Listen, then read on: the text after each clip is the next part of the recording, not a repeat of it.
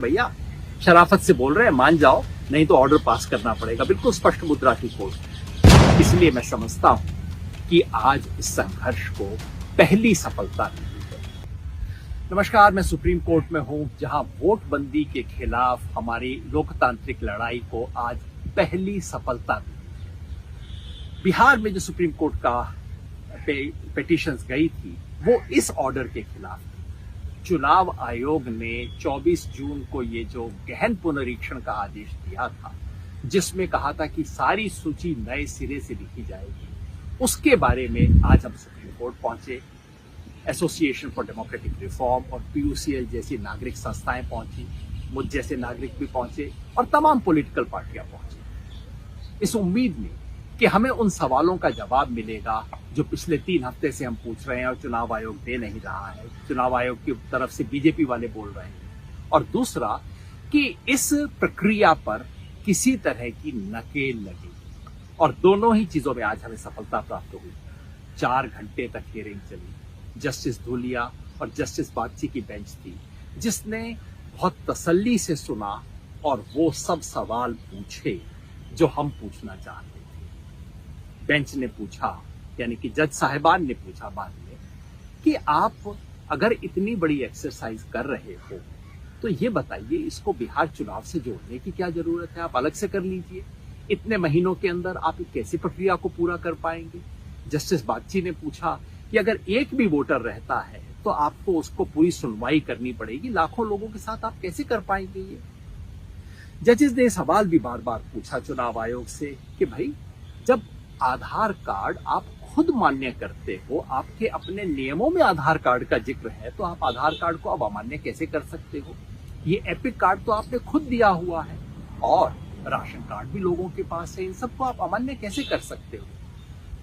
जजेस ने ये पूछा कि सिटीजनशिप तय करना आपका कब से काम हो गया? जस्टिस धूलिया ने साफ कहा कि देखिए, अगर इस पे आप जाएंगे तो बहुत दिक्कत हो जाएगी। नागरिकता तय करना चुनाव आयोग का काम नहीं है, ये सरकार का काम है। जजेस ने पुराने केस का हवाला भी दिया, जिसके अंदर सुप्रीम कोर्ट ने स्पष्ट कहा था कि अगर ये सब कुछ तय करना है, एक तो ये चुनाव आयोग का काम नहीं है, और अगर ये होना है तो इसे बहुत विस्तृत प्रक्रिया से गुजरना होगा।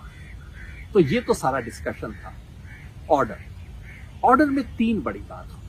पहला, सुप्रीम कोर्ट का ऑर्डर, ये पहला ऑर्डर है। पहले ऑर्डर में हमेशा सब चीजों पे फैसला नहीं होता। जस्टिस धूलिया ने स्पष्ट किया कि देखिए, आज हम अंतिम फैसला इस पे नहीं देंगे, इसकी उम्मीद भी नहीं, और किसी ने ये कहा भी नहीं था कि बीच रास्ते में एसआईआर की एक्सरसाइज को आज रोक दिया जाए। वो स्टे की हमने मांग ही नहीं की।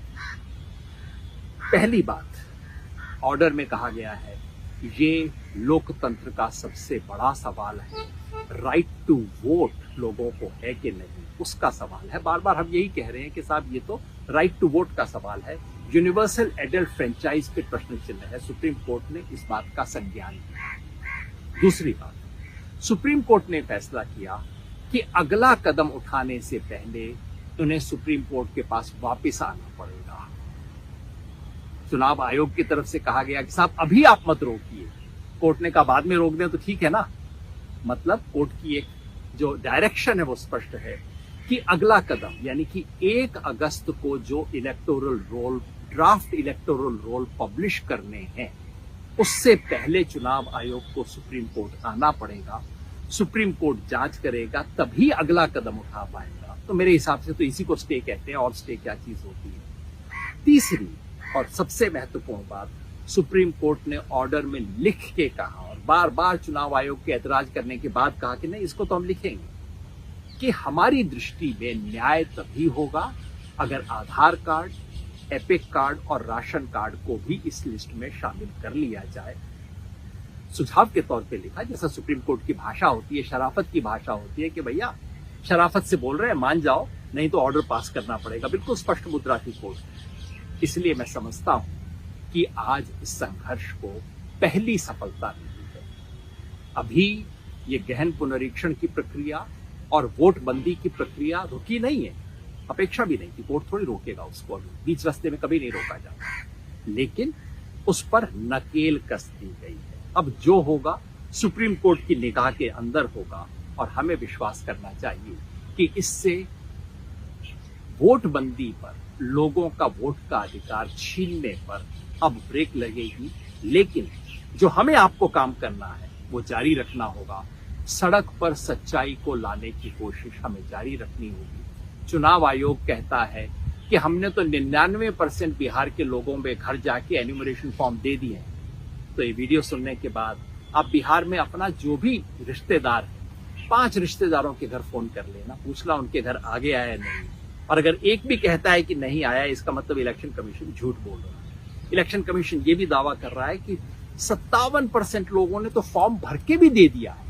हमने सर्वे किया तो पता लगा 40% लोगों के घर में अभी फॉर्म पहुंचा ही है। कुछ गड़बड़ हो रही है, इस पे निगाह रखनी होगी, सच को सामने लाना होगा, सड़क की, संसद की और संविधान की लड़ाई को जोड़ना होगा। शुक्रिया।